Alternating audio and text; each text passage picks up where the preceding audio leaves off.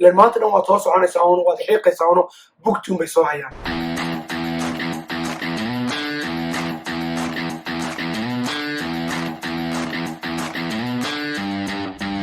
السلام عليكم ورحمة الله وبركاته. واقع فوتبول شو وإذا لما مركز سو دوادا وحرجينا في عنتنا نقول في عنا ما أنت محين كهل دونا إن شاء الله وحن كهل دونا لبكر مدود كورن دونا هذا فيديو جيني هرا وحن كقصة هذا نكوح ليفربول يوريال كي قاضي ما أنت محين يشير مرين دونا كوح ريال مدريد نادي الملك بين أهلانه لاعب كوجين وهوتا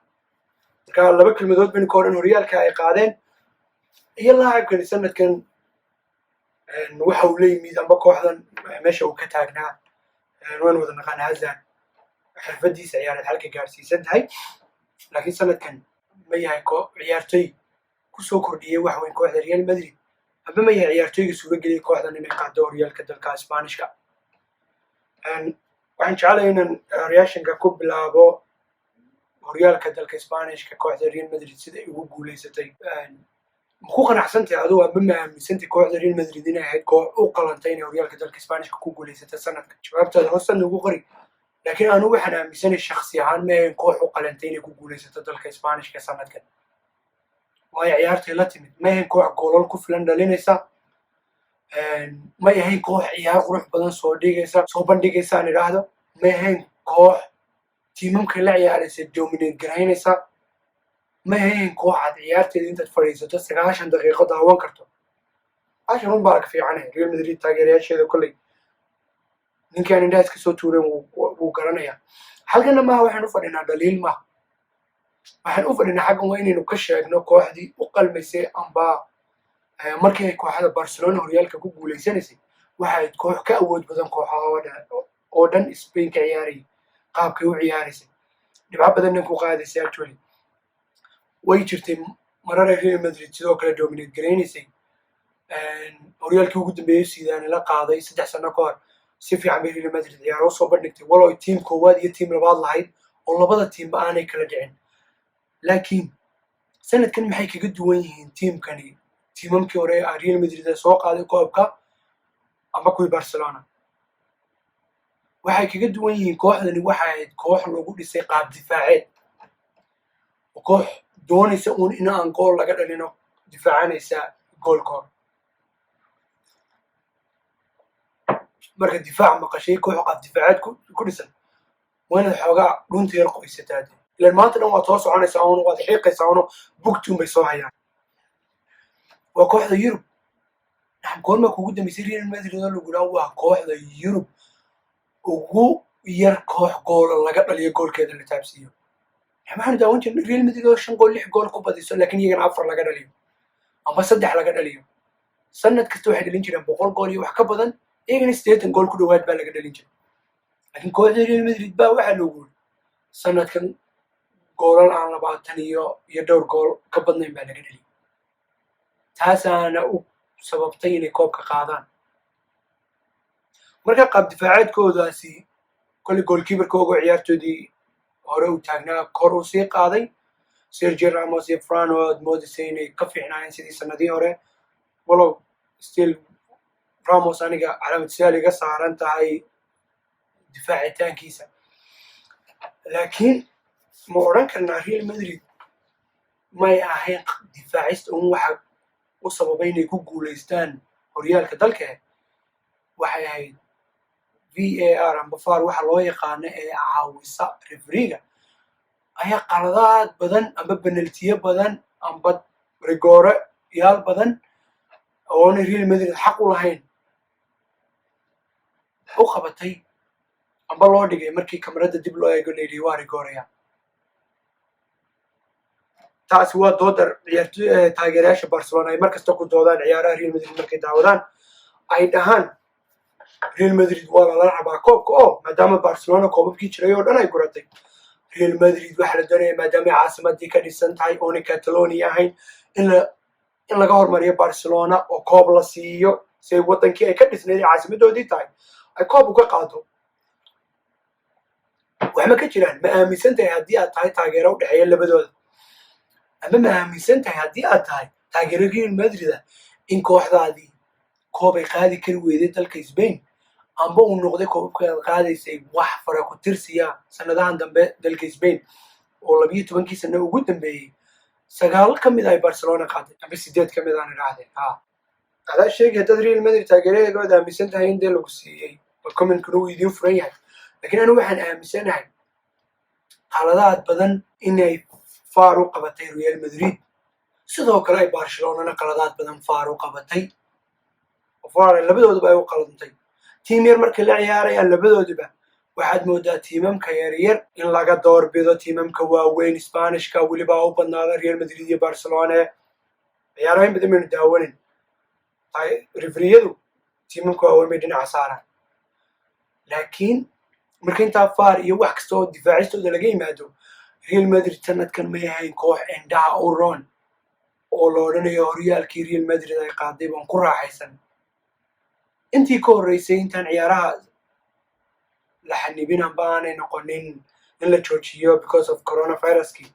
Real Madrid totally ciyaartoodii ugu fiicnada la daawan karay amba la daawanaya ciyaarta Barcelona 2-0 kaga badiyeen baan ciyaar fiican weliba qaybtii labaad ciyaarta ay soo bandhigeen intii hore oo dhan waxaad moodaysaa inay kooxdu ay koox iska socotay maalinba nooca kooxda ka hortimaatay oo ciyaarta ula ciyaar laakiin mar alla markii la soo noqday wax alla waxay soo samaysay kooxda Real Madrid sheeg adigu laga soo noqday coronaviruskii la garoonkii maran baa la idinku ciyaarsiinaya nimankii goolna waa laga dhalin kari waayay hal gool oo penalty way sugeen ciyaaro badan 1-0 ciyaarta ugu badan 2-0 ay gaarayeen 9 kulan oo joogtaa bay badiyeen وينوغني برشلونة waxay la soo noqotay kooxdii oo ahayn kooxdii hore oo kulanadeedii oo dhan badin kari weeyday marka Real Madrid uu ma yahayn ciladu Barcelona maanta points kan badibcaha badan ee ka haray ma yahayn points badibcaha badan oo lose gareyn jireen sanadii ugu dambeeyay marka waxaan oran karnaa Barcelona mustawaheega hoos u dhacay oo ahayn koox Messi uu ku xiran maalintuu Messi gool dhaliyo hadii difaacaan badiya maalinta difaaci kari waayeen Messi isagoo gool dhaliyay laga badiyo amba barbara gala marka Real Madrid ma ahayn koox ku xiran hal ciyaartoy kaliya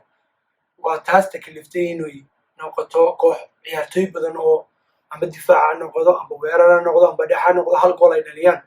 ay sidaana ku badiso waxaan filayaa inay haydoon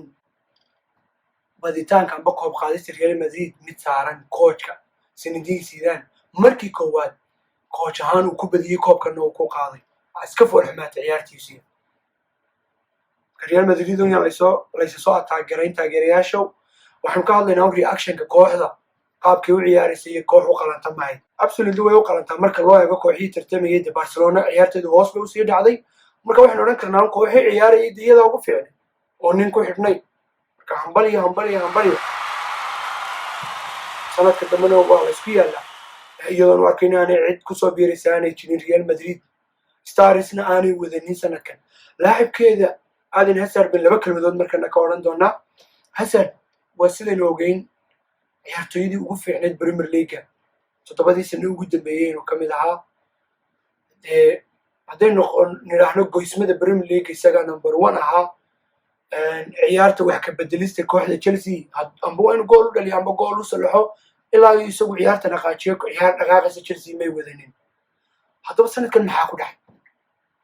Real Madrid 100 milyan bay ka soo bixisay maxaa ku dhacay ciyaartoy Hazard hore waan waay Hazard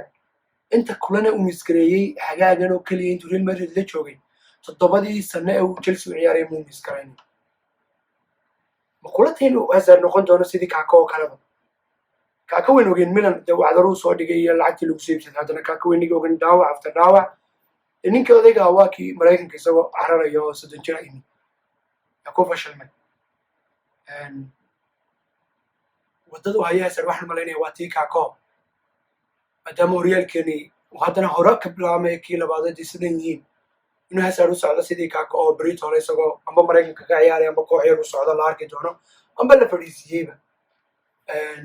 marka xagga kale wax iska bedelaan mooyaane waxaan qabaa Hazard inuu flop yahay Real Madrid inuu ku fashilmay saxaafadda Isbaanishkuna aanay kaasii jeesanino ay Hazard dabageli doonto. Waxaan u malaynayaa aad bay uga sii jeentay saxaafadda Isbaanishku sanadkan Hazard haddii aanu wax soo bandhigin oona wax iska bedelin, because wuxuu ninkii Hazard nin 3 kulan bood ciyaari karay moohayn, markasta lugtungu isqabanayay 3 dhaawac oo the same placer. ciyaartoygaasi dhaawac weyn baa soo gaaray, marka wuxuu baahay sanada inuu nasto. sanadana timekiisu ma siinaya de already waa 30 jir buu ku dhowey. marka ma aaminsan tahay daawada inuu Hazard yahay nin meeshii kaa ka maraya oo waxba Real Madrid kusoo kordhinayn, mise waxaad aaminsan tahay inuu sanadkan nasiib xumo kusoo hagaagtay dhaawacaasu soo galo sanadka dambe wax ka hagaajinayo? marka kale timeka inoo sheegi doonaa. taageerayaasha Real Madrid waxaan leeyahay hadee kole tufisun maayo reactionkeygu wuxuu ka hadlayay kooxdu sida ahayd iyo ciyaartoygeedu la filayay inuu ciyaartoyga Cristiano Ronaldo booskiisa buuxiyo. booskii ma ka soo baxay ama kooxda ciyaarteedu ciyaaro aad u heer saraysa ma ahayn. labada midno may dhicin, waana ma yahayn. laakiin the good news, kooxdii horyaalkii dalka Spain oo aanay 3 sano qaadin way qaaday, way ku guulaysatay. laacibkeedu hadduu maqnaayo haddaanu joogina waxay uga baahnayd ma jiro. talow Hazard ma isku mayri doonaa ciyaarta Champions League la ciyaaraya Manchester City ee 2 gool iyo goolka lagu leeyahay Real Madrid? inkastoo anigu qabo ciyaartaas inay lagi koowaad ba ku dhamaatay oo ay rijo lahayn Real Madrid. waqtigaas sheegi weyn isla arki doonaa. daawada waxaan idin leenahay hataa channelkayga ku cusub tahay fadlan subscribe, share and like noo saar, adigu waxba kuguma dhibayso. hataa channelka hore uga tirsanaydna share iyo like noo saar, walaaladeenna kalena la share garee, la wadaag. wax adiga ay ku yeelaysaa ma jirto, anagana wax weyn bay noo taraysaa. waaga football show oo idin leh sidaa ayay saragtay dambe oo xiisa leh.